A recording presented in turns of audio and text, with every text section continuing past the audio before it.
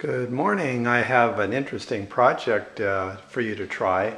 This is modeled after a cheap plastic one that I used to see when I was a kid, monkey paw back scratcher. And you can see this is made from a single piece of wood, and then I've cut these like fingers on the back side, and it works very well. People like it. So I'm going to show you how I did this. First of all, you can see here on my lathe I have a piece of walnut. This is a little different wood. I hope it's dense enough to make the turn in that monkey claw. And up here at the top I've designated a section that is going to be this area that I leave as a block so I can cut it out later with the bandsaw. And then you can see I'm going to come right down here and make the handle there. So that's the first portion. So I'll go ahead and make this handle, and then we'll take off from there.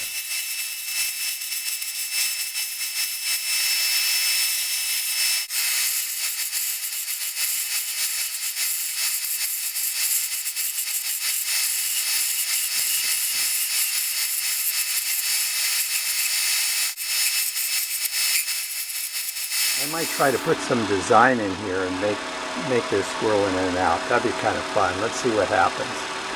I'll get a different tool for this.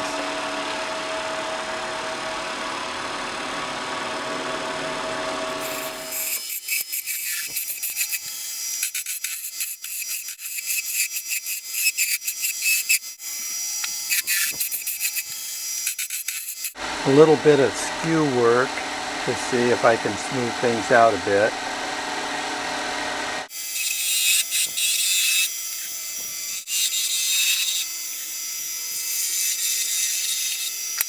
So you can see we're getting kind of an interesting shape on there. Now I notice I have a little tear out at the end of here and here, and a little bit of waviness there. I'm going to go ahead and sand that out. You don't need to watch me sand, you know what that looks like. Now I'm going to use the point of the skew to put some marks where I can burn circles. Kind of a homemade job, but it does the trick for me. I'm real careful to hold it tight like that, lay it like this, let it smoke a little bit.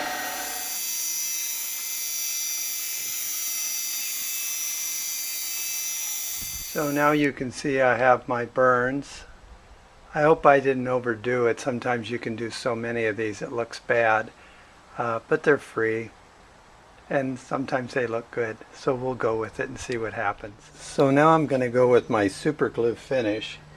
I'm going to use this thin CA glue and a little bit of activator to speed things along and give this 3 coats. So I'll go ahead first and get the dust off.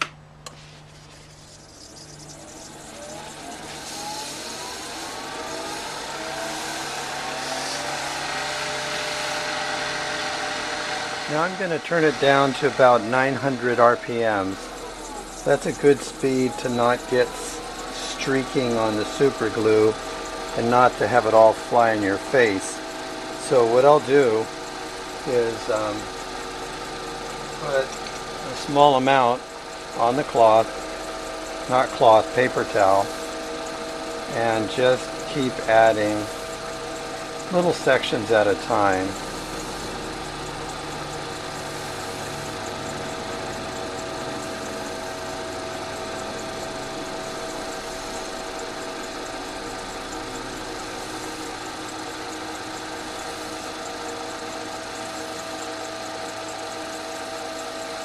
I'll go ahead and shoot it with some activator. Now the one thing about this activator is now it's on the wood, so when I apply a second coat of the super glue, you got to be a little careful because the activator activates the super glue in the cloth and it kind of makes your fingers get hot, so you have to watch that.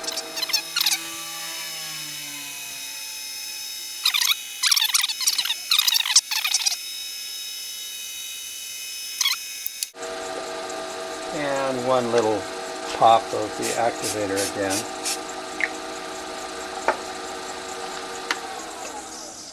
And you can see in that short bit of time, I've got a pretty nice finish on there.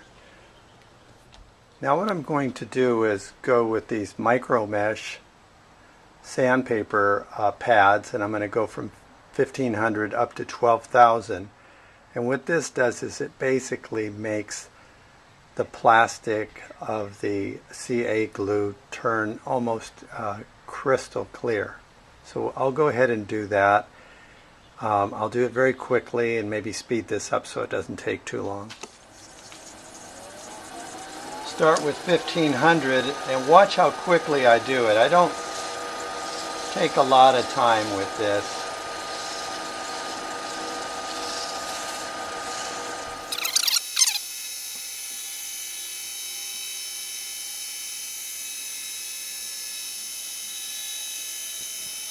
Now when you do this process, sometimes you'll be a little discouraged because it looks like it actually scratches up the surface. It's not as shiny as it was.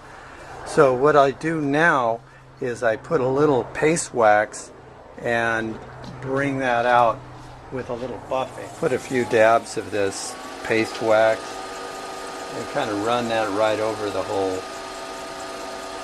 situation here. And then I'll take this up to real high speed. Better get some fresh paper towel.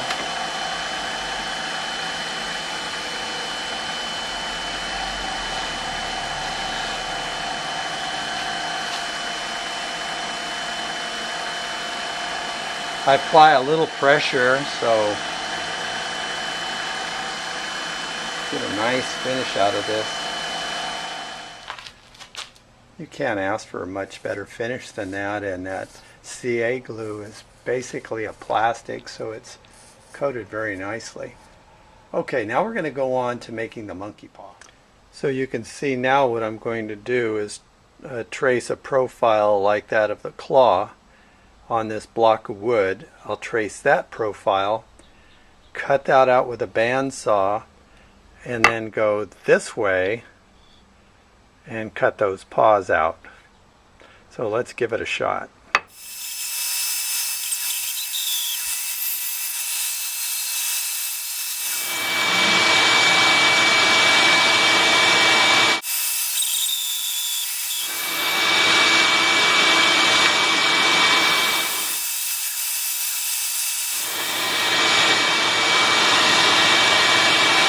With a dark dot. And I set it up against my homemade fence here, and I'm going to slide it until I get to this end line.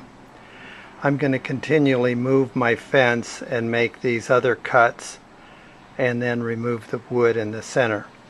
I'm using the fence just in case I have a hand that can't hold it as straight as I should.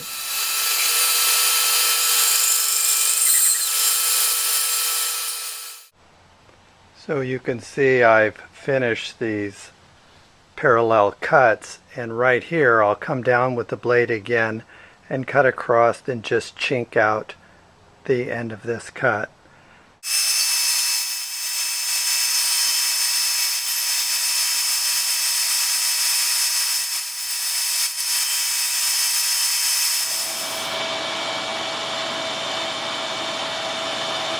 Coming into the final stages of this project, and what I have now is the rough bandsaw cut in here and in this area right here, and this is going to be a little hard to work with. So what I plan to do is take this area here and put it against the top of my belt right there. It'll fit in there real well. I have to be a little careful with this. It just barely fits in. And then after I do that, I'm going to take this down to the table and give it a swipe like that. That'll clean that up pretty good. And after I get all the rough stuff off, then I'm going to take a rat tail file and get into this groove here. And I probably will even use a rat tail with a little coarse sandpaper over it. And if you don't have a rat tail, you can put this around a pencil and it'll do the same thing.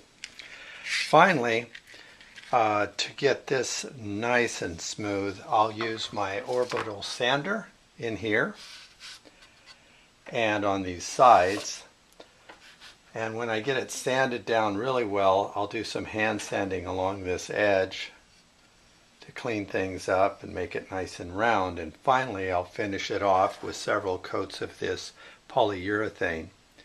It won't give me the luster that I have down here, but you can't really use the CA glue on flat surfaces like this. At least I haven't had any luck with it. I hope you give this a shot. It's a fun project to make and quite useful after you have it. Thank you for watching. Have a good day.